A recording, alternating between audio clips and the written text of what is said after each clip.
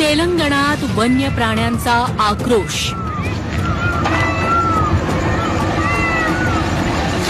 हैदराबाद येथील 400 acre जंगलावर bulldozer.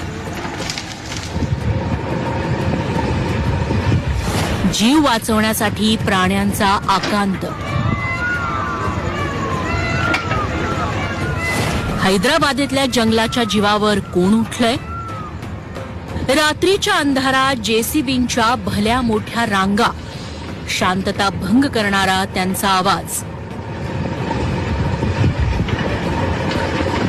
बघता बघता झाडांच्या कत्तली करणारे बुलडोझर आणि रात्रीच्या अंधारात वाट दिसेल तिथे धावणारे वन्य प्राणी.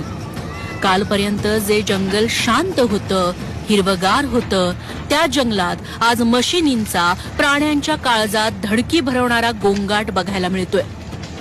बघावं तिकडे झाडांची प्रेत पडलीय. प्राणी पक्ष्यांचे निवारे जमीनदोस्त झाले. आपलं घर नष्ट झालेले प्राणी पक्षी सैरा वैरा धावत होते.